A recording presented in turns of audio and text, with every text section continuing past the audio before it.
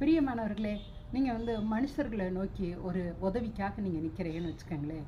முழுமையான உதவி நம்ம பெற்றுக்கொள்வோமா? நிச்சயமாக கிடையாதுங்க. அவங்களால முடிஞ்சதை ஒரு மனுஷர் செய்வாங்க, அவ்வளோதாங்க.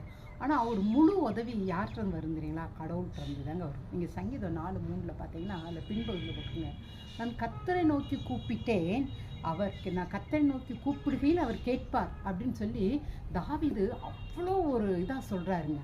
தாவீது கூப்பிடுவாராம், கர்த்தர் செவி கொடுப்பாராம். எவ்வளோ ஆச்சரியமாக இருக்குது பார்த்தீங்களா?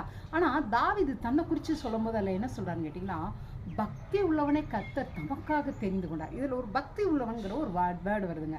அதுதான் தாவீது தான் ஒரு பக்தி உள்ளவன் அப்படின்னு அவர் சொல்கிறாருங்க. இப்போ பாருங்களேன், இதில் சொல்லப்பட்டிருக்க பக்தி எப்படி? அப்படி கோயில் கோயிலாக போகிறது, இப்படி ஒரு மாதிரி அந்த பக்திக்கான சில காரியங்கள் செய்கிறது, அதுவாங்க இல்லவே இல்லைங்க. நீங்கள் தாவீதோட வாழ்க்கையில் பார்த்தீங்கன்னா அவை ஹார்ட்ஃபுல்லாக ஆண்டவர் முழுமையாக நேசிப்பாங்க. அதுதாங்க அதில் சொல்லப்பட்டிருக்க பக்திங்கிறது. பக்திங்கிறது கடவுளை அதாவது ட்ரெடிஷ்னலாக தேடுறது இல்லைங்க, அவரை நேசிக்கிறது, அவரை அன்பு செய்கிறது, அவருக்கு கீழ்ப்படுகிறது, அதுதாங்க பக்திங்கிறது. அது தாவீது அப்படி இருக்கிறதுனால தாங்க அவர் சொல்கிறாரு, நான் கர்த்தரை நோக்கி, அந்த வசனத்தை பாருங்களேன், நான் கர்த்தரை நோக்கி கூப்பிடுகையில் அவர் கேட்பார்னு சொல்கிறாருங்க. எனவே இன்னைக்கு உங்களோட வாழ்க்கையில் நீங்கள் ஆண்டவரை நேசிங்க. நீங்கள் ஆண்டவரை நேசிக்கும் போது நிச்சயமாக அவர் உங்கள் ஜெபத்தைனுங்க, உங்களுடைய சாதாரண எண்ணத்தை கூட அவர் கண்டு உங்களுக்கு பதில் தருவாருங்க.